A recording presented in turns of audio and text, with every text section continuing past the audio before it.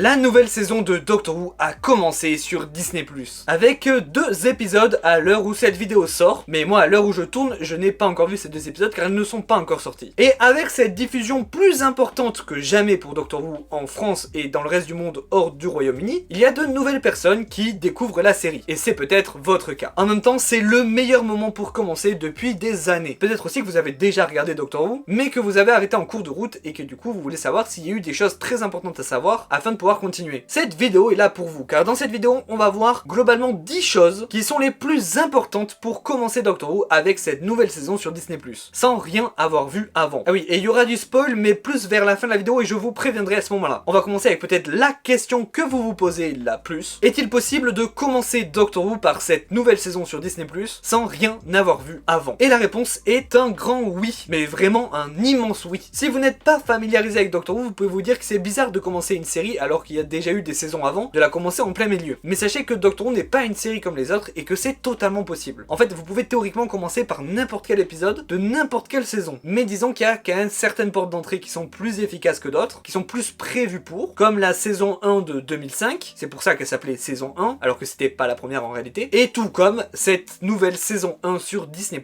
qui elle aussi s'appelle saison 1, alors qu'en réalité, ce n'est pas non plus la saison 1, mais elle est faite pour être commencée par là. C'est-à-dire que toutes les bases vont être réexpliquées, que les showrunners et scénaristes savent qu'il y a des nouvelles personnes qui arrivent, et donc c'est fait pour, globalement, même la suite de cette vidéo n'est pas nécessaire pour voir la nouvelle saison. C'est juste pour ceux qui veulent quelques bases avant. Et d'ailleurs, on va commencer par vraiment les bases. Pourquoi je dis qu'il y a eu d'autres saisons avant cette saison 1? C'est parce que Doctor Who a commencé en 1963, avec une première série qui s'est arrêtée en 89, ce qu'on appelle les classiques. Ensuite, la série s'est mise en pause, jusqu'en 2005, où elle est revenue avec une nouvelle saison 1. C'est cette série qu'on a eue sur France 4, en France notamment. C'est celle qu'on connaît le plus en dehors du Royaume-Uni, parce que la première n'était diffusée pratiquement que là-bas. Et du coup, cette nouvelle série, c'est ce qu'on appelle les New Who, et elle s'est arrêtée en 2022. Et là, en 2023, a commencé une nouvelle ère qui n'a pas vraiment encore de nom, même si on l'appelle le Whoniverse. Et du coup, ça commence avec, globalement, cette nouvelle saison sur Disney+.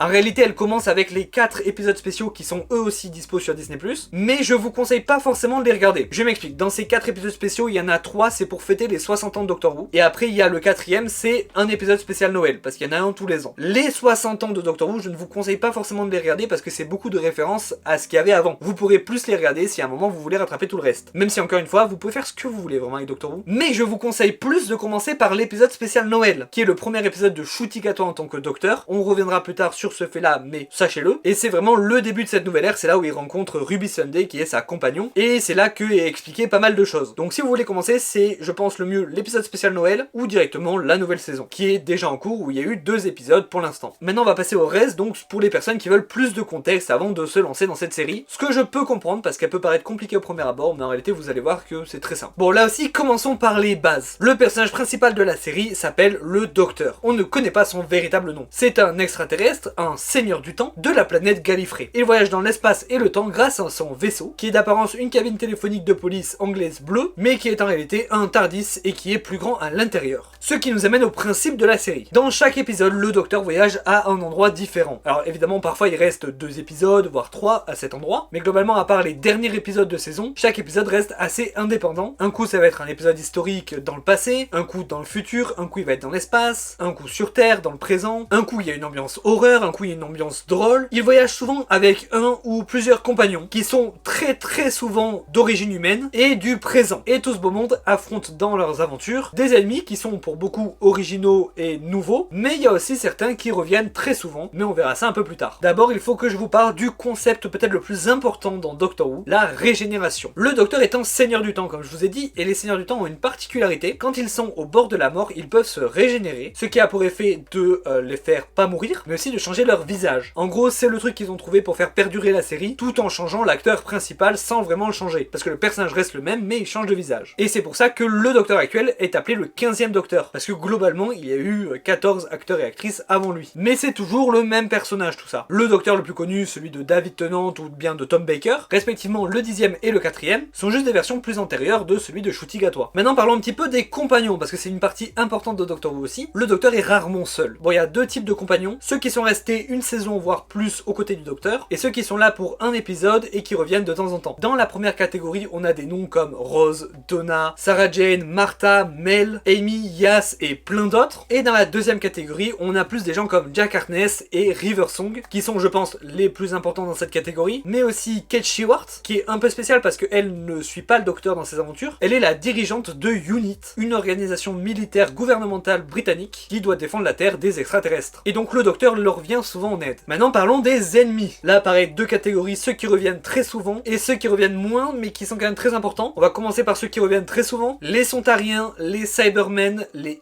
Anges Pleureurs et évidemment les Daleks. Tous ces ennemis, on ne sait pas quand est-ce qu'on les reverra dans cette nouvelle ère, mais on sait officiellement qu'on les reverra évidemment, parce que ça fait quand même partie de l'identité de Doctor Who. Et dans les ennemis un peu moins récurrents, on a par exemple le Toymaker ou encore Rassilon et Omega qui sont deux Time Lords eux aussi, mais beaucoup plus méchants. Et en parlant de Time Lord méchants, je vais vous parler d'un dernier ennemi, peut-être le plus important et l'un des plus récurrents aussi, le Maître. C'est le frère ennemi du Docteur. Alors ils sont pas vraiment frères, mais ils sont très similaires. Ils étaient amis d'enfance et maintenant ennemis jurés. Les deux sont des seigneurs du temps, les deux ont eu plusieurs visages et les deux sont un peu rejetés de Gallifrey. Globalement c'est le Moriarty du Docteur. Bon, c'est à partir de là qu'on aborde les éléments scénaristiques importants des dernières saisons, donc on va un peu plus spoil, donc si vous voulez pas savoir, je vous conseille de quitter la vidéo ici. Mais pour ceux qui veulent justement rattraper leur retard, c'est le moment où il faut écouter. On a tout d'abord la guerre du temps. Ça a eu lieu entre le 8e Docteur et le 9e, donc entre les deux séries. L'ancienne, les classiques et la nouvelle, les New Who. Mais on l'a pas vu à l'écran, parce que du coup c'était pendant la pause. C'est au retour de 2005 qu'on apprend qu'il y a eu ça avant. C'est une guerre qui a embrasé une grande partie de l'univers, qui a été très destructive, et qui était entre les Seigneurs du Temps et les Daleks. C'est finalement le Docteur qui y mettra un terme, en détruisant tout simplement les deux espèces. Plus de Seigneurs du Temps, plus de Daleks. Et il s'en voudra pendant très longtemps, pendant beaucoup de saisons, parce qu'évidemment sur le moment c'est le seul truc qu'il avait trouvé à faire, pour pas que l'univers soit détruit, mais c'est évidemment pas comme ça qu'il préfère agir d'habitude. Finalement dans l'épisode des 50 ans, on suivra le Docteur de la guerre, qui est celui qui a appuyé sur le bouton pendant la guerre du temps, qui rencontrera deux versions futures à lui, le 10e Docteur et le 11e, et qui au début l'aideront à accepter le choix parce que c'est la seule solution, et finalement trouveront une autre solution, qui est celle d'amener Gallifrey dans un univers de poche, pour que les Daleks s'entretuent. Donc au niveau de l'histoire ça restera inchangé, hein, les deux peuples disparaîtront à ce moment-là, mais les Seigneurs du Temps et Gallifrey sera en fait pas détruite. Elle mettra quelques saisons à revenir dans le bon univers, pour au final être aujourd'hui, à l'heure où je vous parle, à l'heure où la nouvelle saison sort, redétruite, mais on en reparle un peu plus tard. Le Timeless Child, la plus grosse révélation depuis la guerre du temps je pense, c'est dans la saison 12 qu'on apprend l'existence du Timeless Child, l'enfant intemporel. C'est le maître qui a fait cette découverte et ça l'a tellement impacté que ça l'a rendu fou et que c'est lui qui a redétruit Gallifrey. Alors du coup c'est quoi ce Timeless Child? En fait les Gallifréens n'ont pas toujours eu le pouvoir de régénération. De base c'était juste des gens qui pouvaient voyager dans l'espace, même pas le temps, et surtout une en particulier, Tecteun, qui voyageait beaucoup et qui au fur et à mesure de ses voyages a fini par trouver une enfant abandonnée qui semble provenir d'un autre univers, mais du coup elle l'a adoptée. Elle l'a ramenée sur Gallifrey, elle l'a élevée comme sa fille, jusqu'au moment où cette fille est tombée de très très haut et elle est morte d'apparence, mais en fait non parce qu'elle s'est régénérée. Ce fut la première régénération sur Gallifrey. Tecteun a voulu comprendre comment ça marchait cette régénération, donc elle a fait des expériences sur son enfant pendant des années, jusqu'à finalement comprendre, s'injecter la régénération entre guillemets, et du coup Tecteun a pu se régénérer. De là a été fondée la Société des Seigneurs du Temps, une élite a eu le droit à avoir la régénération, et tout ce qui est autour du Timeless Child a été effacé de l'histoire pour pas qu'on sache. Et l'enfant, du coup, il est devenu quoi? Eh bien cet enfant, on lui a effacé la mémoire pour que lui non plus ne sache pas, et il a été élevé comme les autres Seigneurs du Temps, ne sachant pas qui il était vraiment. Et cet enfant, c'était le Docteur. Depuis cette révélation, le Docteur ne sait plus vraiment qui elle est vraiment, et cette révélation, elle a eu lieu en saison 12, donc depuis il y a eu la saison 13, 3 épisodes spéciaux, les 60 ans, et là où on en est maintenant. Donc il n'y a pas eu grand chose, on est encore là-dedans. Le Docteur ne sait toujours pas vraiment d'où il vient, et il est toujours un peu perdu avec cette nouvelle ère sur Disney+.